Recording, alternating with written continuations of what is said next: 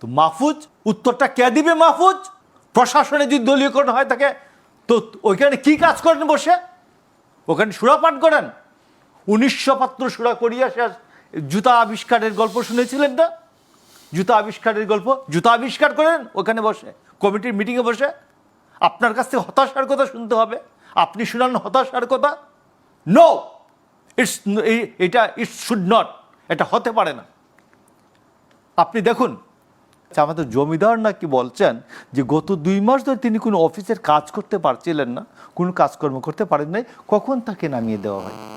এটা কারা নামিয়ে দেন? হতাশাটা কেন তার না না, মধ্যে? হতাশা আমার জায়গা ওই জায়গায় তো না, আমার কোয়েশ্চেন অন্য জায়গায়। তো গত 2 মাস আপনি কি কাজটা করেছেন? আপনি তো পাবলিকের ট্যাক্সে বেতন নিয়েছেন, বাড়ি ভোগ করেছেন, গাড়ি ভোগ করেছেন, ড্রাইভার, আর্ডালি, অফিসার সবই তো ভোগ করেছেন। তো আমার টাকায় বেতন নিয়ে আপনি গত 2 মাস কোথায় কোথায় কি কি কাজ করেছেন এটি জানান। কাজটা কি করেছেন গত 2 মাস? আর কাজ না করে থাকলে বেতনটা ফেরত দিয়ে দেন, বাড়ি ভাড়া ফেরত দিয়ে দেন। 1 নাম্বার 2 হচ্ছে যে এরপরের বিষয়টা হচ্ছে যে উনি বলেছেন যে প্রশাসনে দলীয়করণ করা হচ্ছে।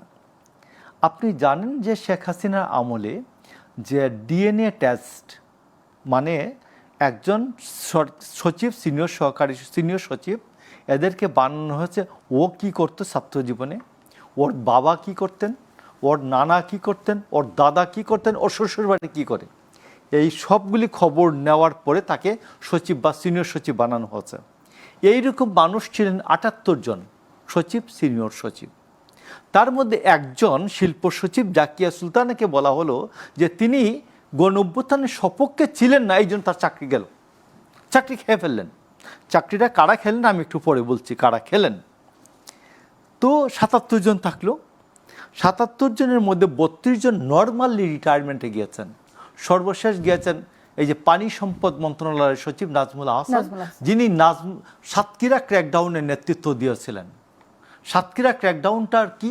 সাতক্ষীরা ক্র্যাকডাউনে বিএনপি, জামাতে ইসলাম এদের বাড়িঘর ভেঙে দেওয়া হচ্ছে, পিতার সামনে মেয়েকে র্যাপ করা হচ্ছে, ভাইয়ের সামনে বোনকে র্যাপ করা হচ্ছে। That was Satkhira crackdown. এই সাতক্ষীরা ক্র্যাকডাউনের নেতৃত্ব দিয়েছে নাজমুল হাসান। আর এই নাজমুল হাসানের প্রিয় মন্ত্রীর নাম হচ্ছে ডক্টর রিজওয়ানা হাসান। রিজওয়ানা হাসান বলেছেন যে নাজমুলকে যদি সরান তাহলে আমি রিজাইন করব। এত প্রেম, এত ভালোবাসা। শেখ হাসিনাকে বলি আমি স্বৈরাচার, আর শেখ হাসিনার যে ক্র্যাকডাউনের নেতৃত্ব দিয়েছে সেই নাজমুল হাসান আজকে পুরো নর্মাল রিটায়ারমেন্টে গেল। এইটার উত্তর কে দিবেন? দিবেন হচ্ছে একটি প্রশাসনিক কমিটি আছে। প্রশাসনিক committee headed by Salahuddin Ahmed, doctor Salahuddin Ahmed, Fauzul Kabir, Rizwana Hasan এবং মাহফুজ আলম। মাহফুজ আলম এটার হচ্ছে মেম্বার সেক্রেটারি।